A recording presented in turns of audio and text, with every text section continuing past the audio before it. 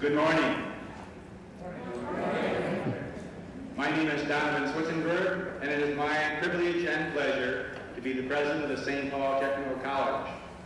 It is a special privilege this morning to welcome all of you back to a new year in the St. Paul Public Schools, a year filled with challenges and opportunities.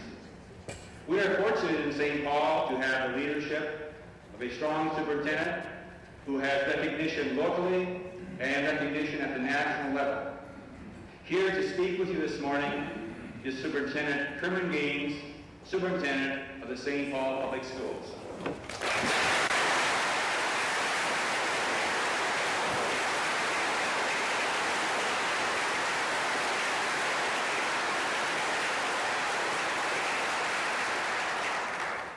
Thank you, Dr. Switzenberg.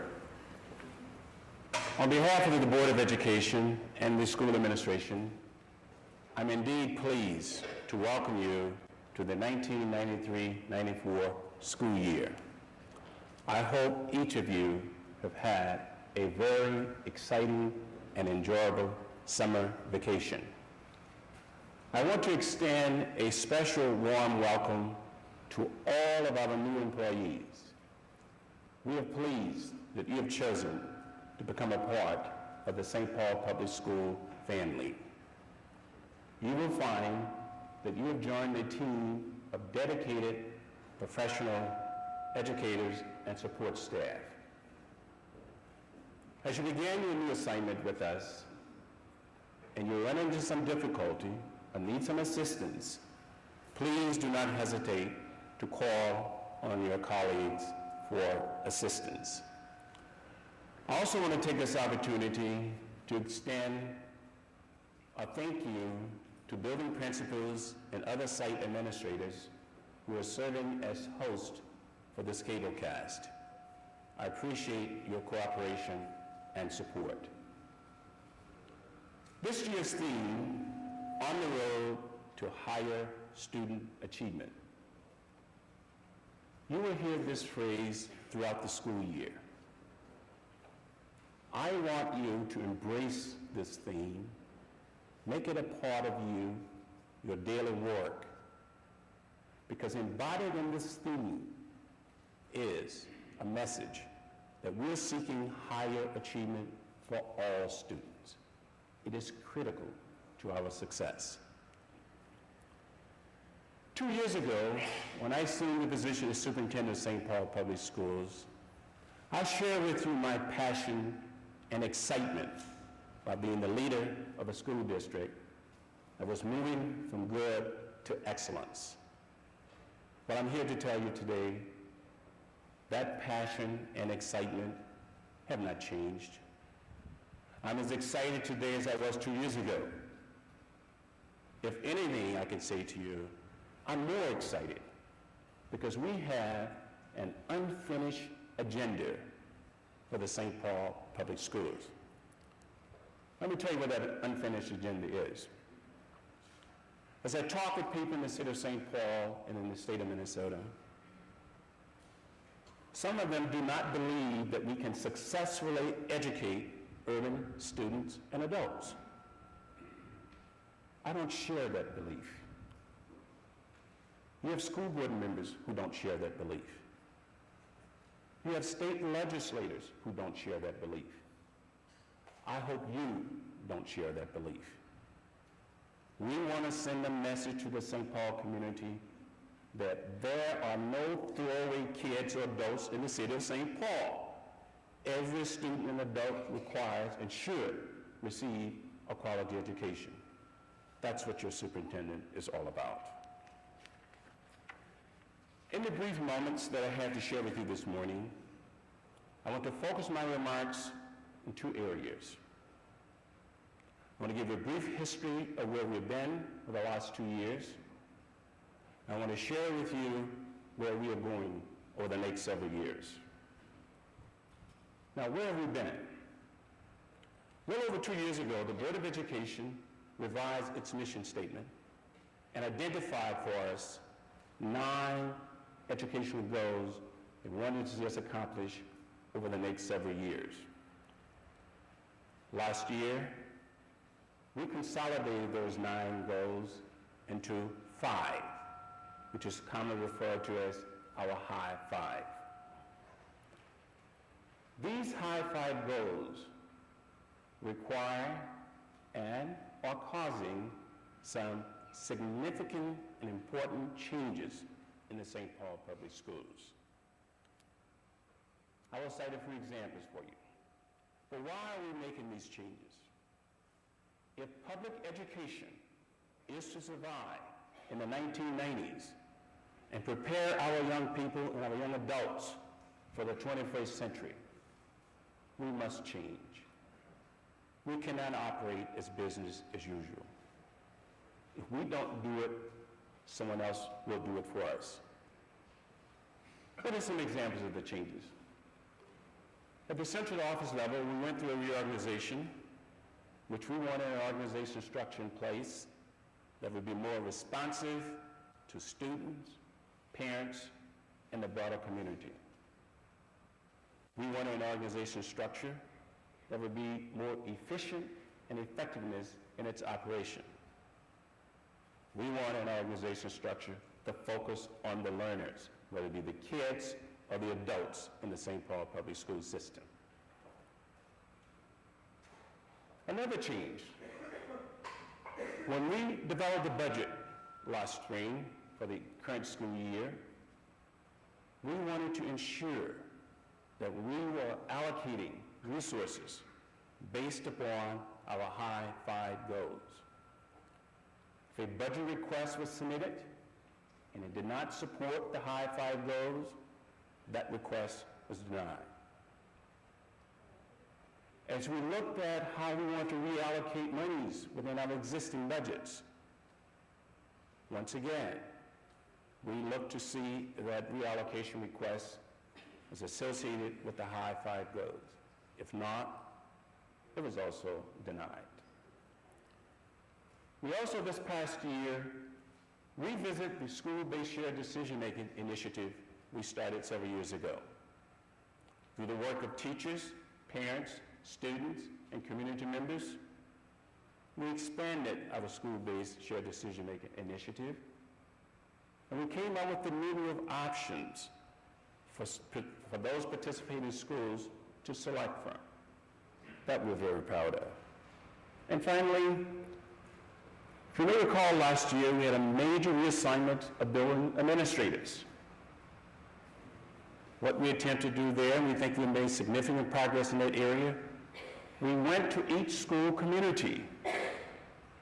We asked them, what are the qualities you're looking for in a school administrator to meet the needs of your local school? We took that information, and we looked at our set of administrators, and we tried to make the assignments based upon the needs of the community. Those are just a few examples. Not only do I want to tell you where we've been within the last 2 years, let me share with you some of the things we've been doing also. I mentioned earlier about the High Five goals. We were very confident that we were heading in the right direction with the High Five, but we wanted to make sure that we were heading in the right direction, so we went to the broader community, we went to our staff to seek input. And I'm pleased to report to you today,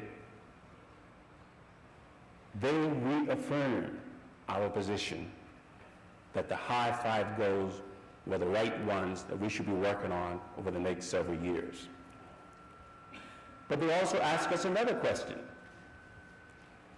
Mr. Superintendent, we like the High Five goals. We want to commend you to the Board of Education. But where's your plan for implementing the High Five goals? That's a fair question. We responded by immediately commencing the process of developing a strategic plan. And I'm going to talk more about that later and your involvement in that. Last week, at one of our strategic planning sessions, we shared with the building principals and central office administrators at the district level what we envision our strategic plan to look like. We're going to be sharing with you this morning, and the building principals and site administrators will be seeking your input for as to how we move to the next level in the development of that strategic plan. Before that strategic plan was completed, we commissioned a group of citizens, staff, and students to review the work of the district staff. That group was called the Blue Ribbon Commission. That Blue Ribbon Commission, once again, affirmed that we were headed in the right direction with the high five. Now, on the road to higher student achievement, where are we going?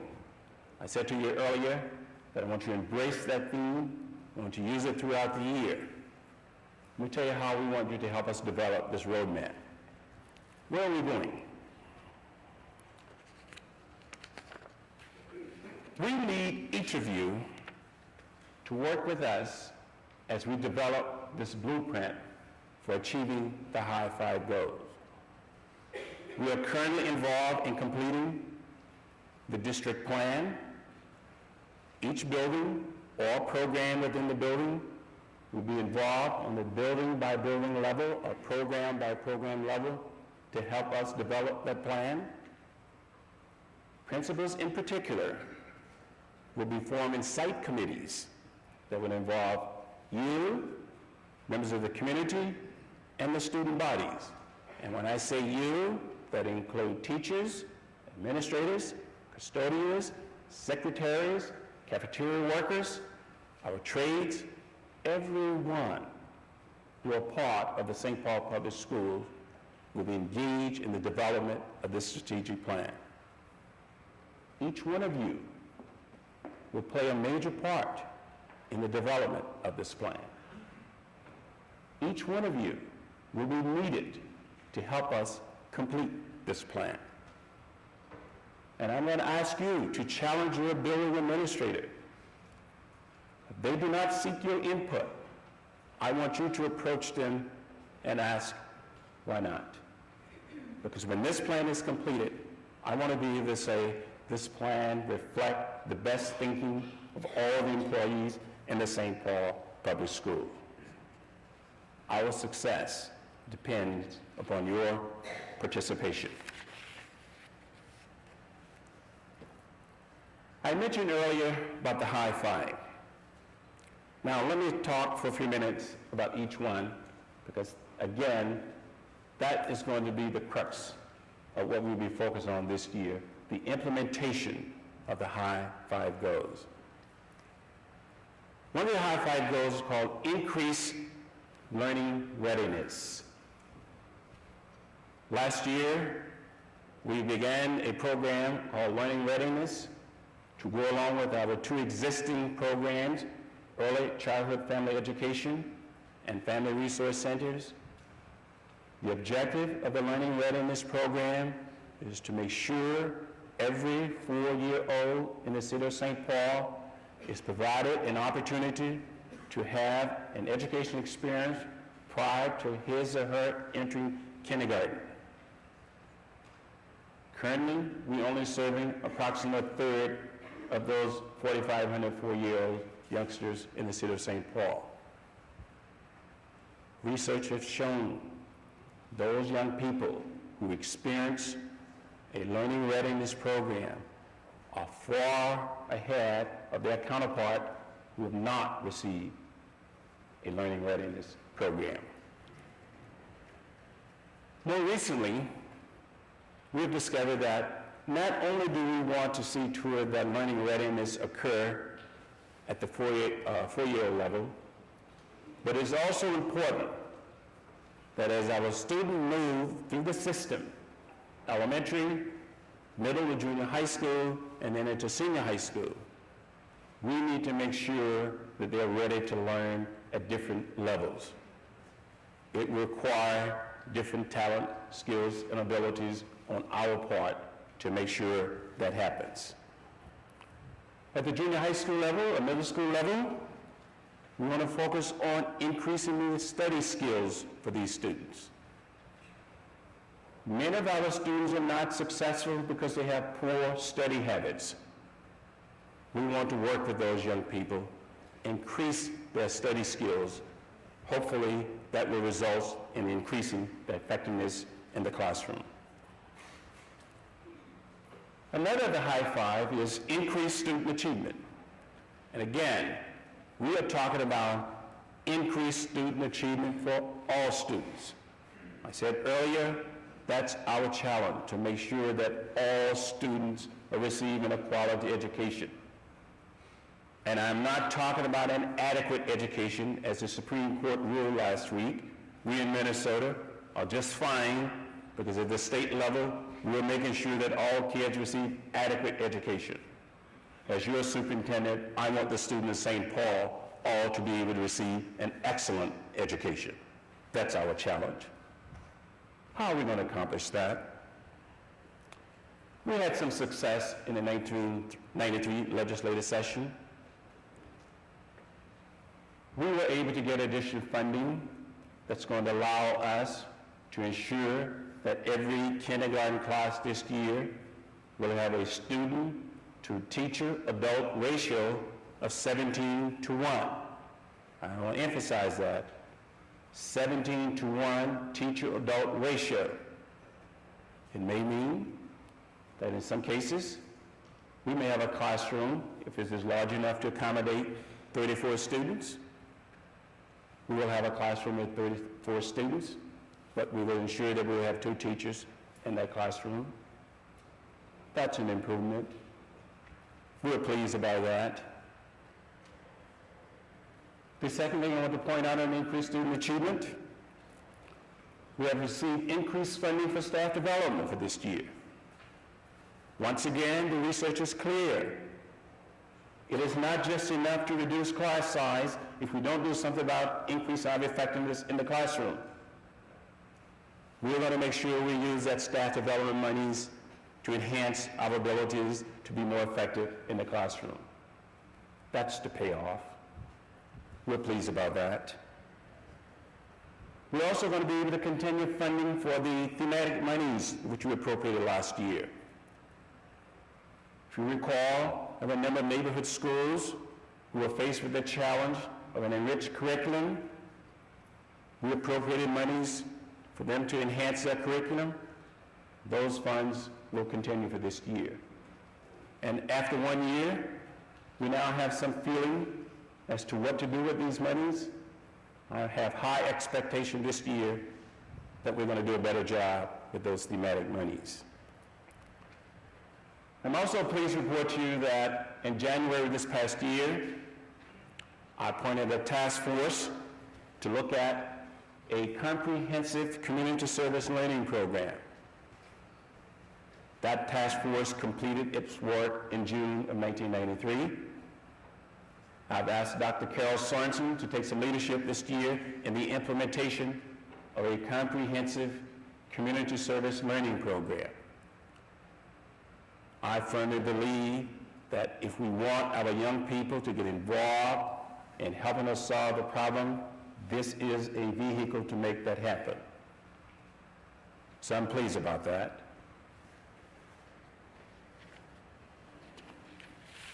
The third area for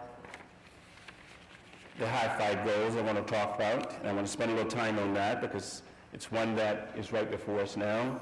That is increasing the quality and quantity of our high school graduates. 2 years ago, I challenged you to take a look at the class of 1997 and look at a graduation rate for that class of 90% or more. You accepted the challenge. You accept the challenge for the fact that you asked me to change that from 90% to 97%. Well, we did that. That class of 97 are our current 9th grade students. We only have 2 years to make sure we have significant students a part of that class with us when they reach 11th grade in order to attain the 97%. Let me tell you how we're going to accomplish that. Last year, I requested, and the principals and councilmen in the St. Paul Public Schools responded. I requested that we identify those 8th grade students who are potential dropouts by the time they reach grade 10. You did that. We have about 300 to 400 8th grade students who we put in the high-risk category. As of October 1, we want to make sure that those 300 and 400 students have an intervention program that includes an advocate or a mentor for each one. But we're going to go beyond that. We will have approximately 2,200 9th grade students this year.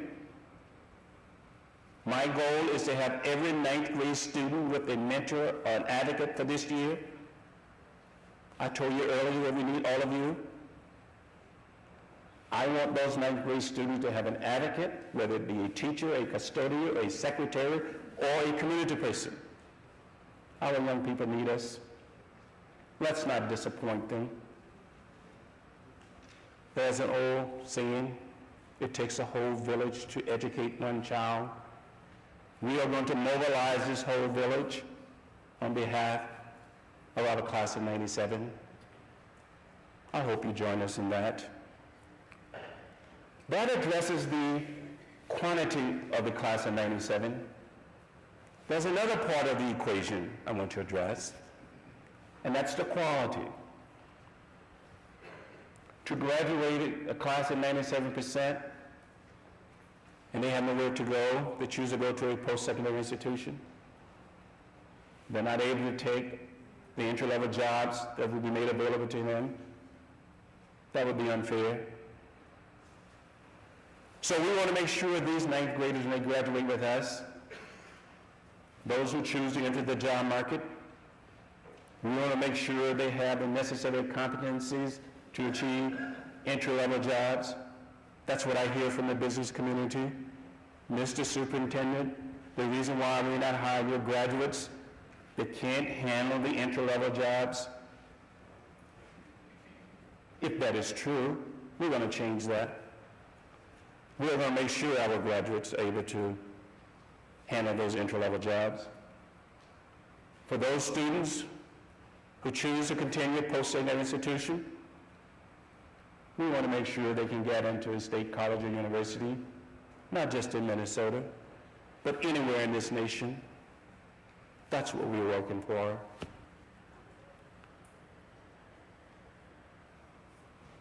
On the goal of dealing with increased parent and community involvement, I said earlier, we want to make sure that those 9th graders will have a mentor or an advocate. I will be calling on the Office of Parent, Community, and Volunteers to get involved in helping to identify people from the community who can serve as mentors. And if I recall these statistics correctly, about 78% of our citizens in St. Paul don't have kids in school.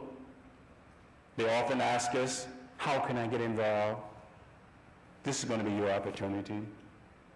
And I'm expecting the Parent Office of Community Volunteers to take the lead. We also have some concerns about our safety, not only in our schools, but in our communities. Last spring at one of my Meet the Superintendent's conference, I asked a parent who lives in one of our neighborhood school communities, why is it your daughter's not attending the neighborhood school? Her response to me, it's a matter of safety, Dr. Gaines.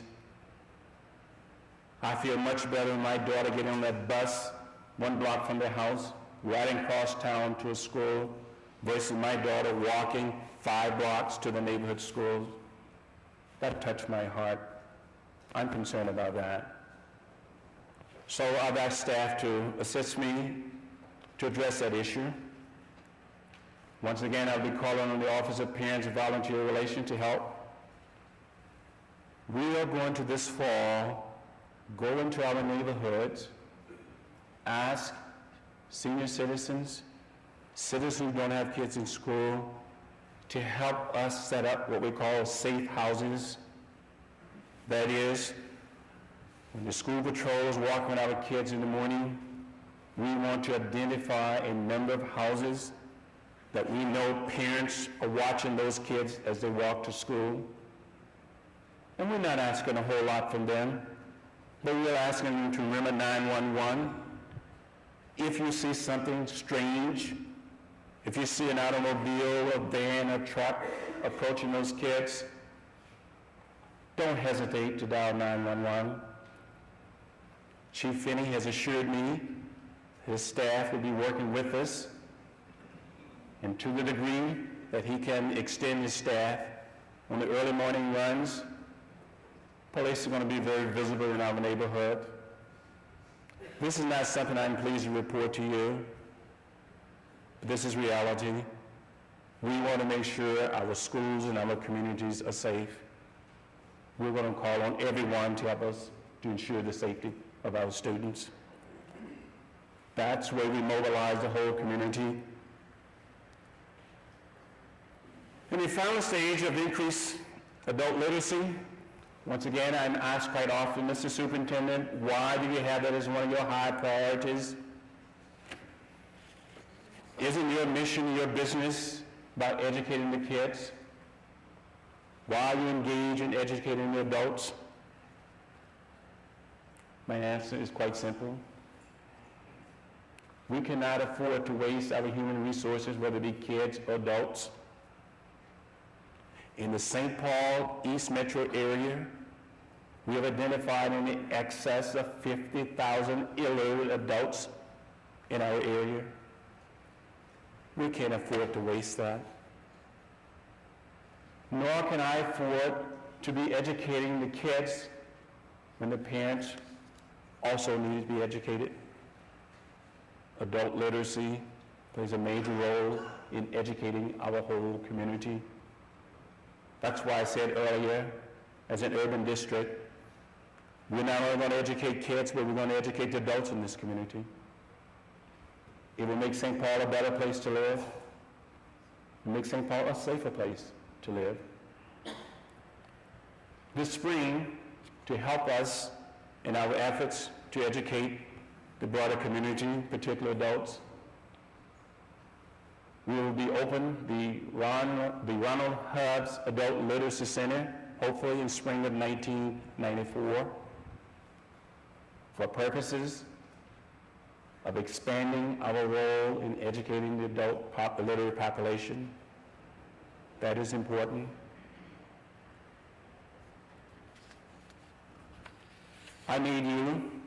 I ask you to work with us, work with your building principal, work with the students. Let's make sure we don't disappoint them. Let's make sure they have a future. And one way we can do that is to make sure they receive a quality education.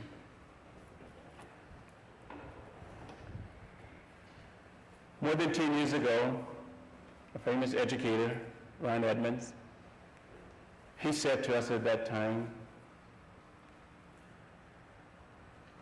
he firmly believed that all learners could learn, regardless of their social, economic, racial background.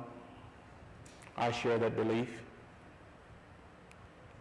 Asa Hilliard, another famous educator, have said, not only was Ron Edmonds right in that he believed that all students could learn, but he also said, we know what to do in order to effectively teach every learner.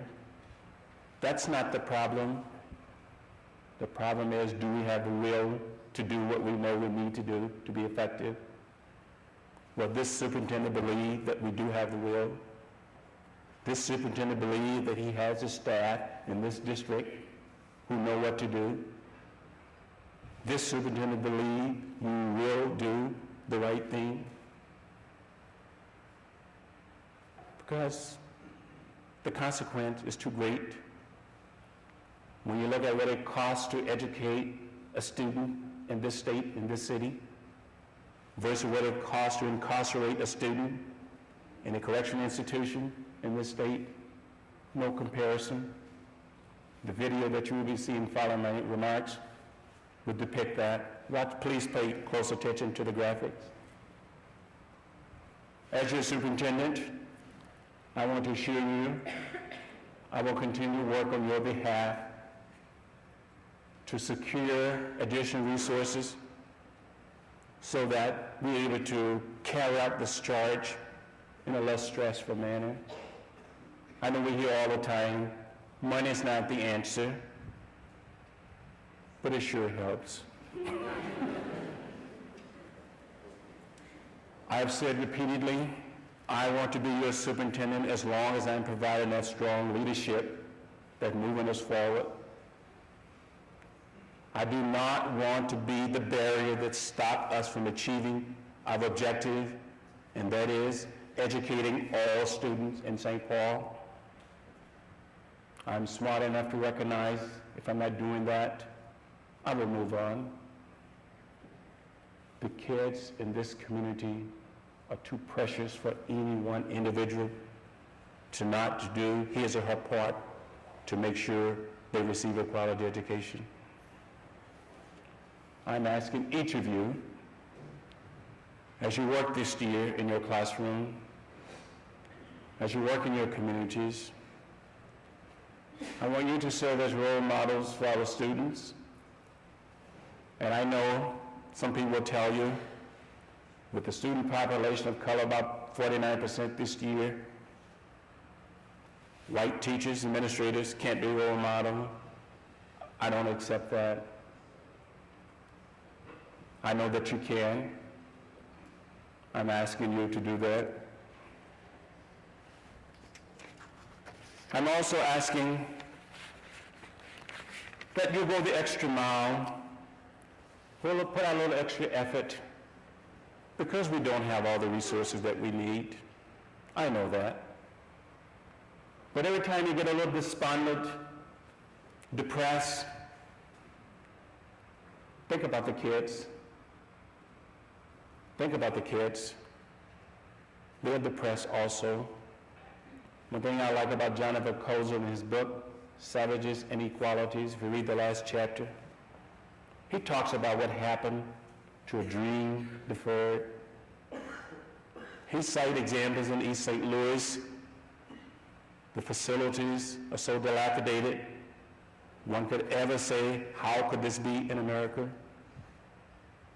He cited examples in Chicago, large class sizes, the amount of violence in the community. This is what happens when a dream is deferred. Students and adults begin to lose hope. When there's no hope, there's no value. There's no sense of caring about tomorrow. We cannot let that happen to our students here in St. Paul. We know what to do. I'm asking you, let's do what we know, what we need to do to educate all of our students. As we close this session today, I ask you to join me in watching a videotape developed in conjunction with the City of St. Paul. I think it says it all. I think it says our future rests with kids and adult learners of the city. I think it says we're in the business of educating all children in this city, and our measure of success of their ability to learn will be determined on our effectiveness. I know we can do it. I want to thank you for this morning, and I wish you have an excellent school year. I will be visiting with you during the year, not only in the schools, but I'll be visiting the cafeterias, I will be visiting with the custodians, I'll be visiting with the tradespeople to remind you, you all are part of this team of working toward higher student achievement for all students in the city of St. Paul. Thank you very much.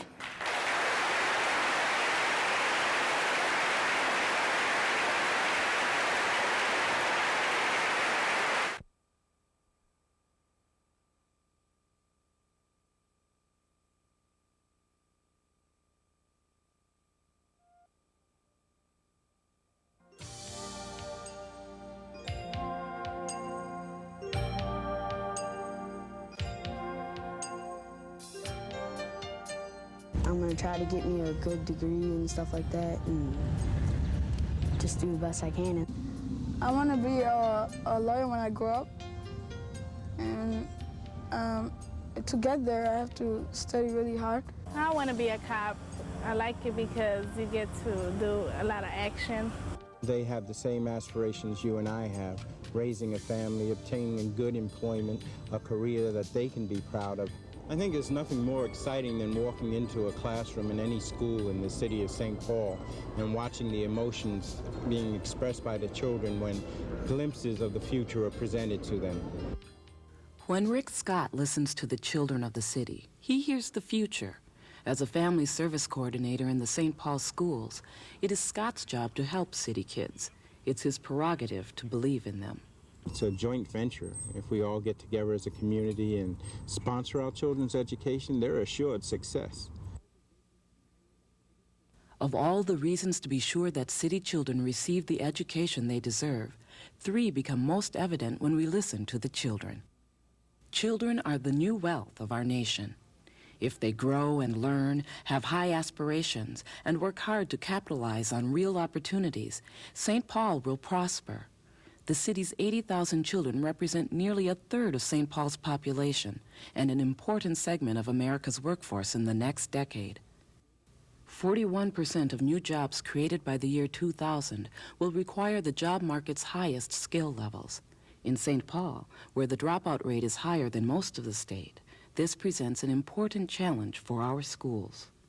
They have so much excitement for what they want to do. They look at things around them and think, oh, I want to be a doctor, I want to be a teacher, I want to be a lawyer. They have high aspirations right now.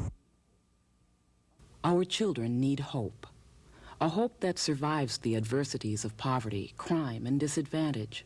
Programs that help prepare kids for school and for jobs after school have been proven to help our children's dreams survive. For example, a recent study of 19-year-olds who received preschool services as young children showed them to be consistently more likely than their peers to be employed or enrolled in college, and consistently less likely to be on public assistance or in trouble with the law. The costs of poverty are too high. Our choices are compelling. $1 spent today on comprehensive maternity care, or $3.38 spent later in health care costs. $475 a month for homelessness prevention, or $3,000 a month to shelter a family. $3,500 a year to serve a child in Head Start, or $20,000 a year to maintain a prisoner. When you look at the future, you have to pay attention to the children who are in today's schools, because without them, there is no future.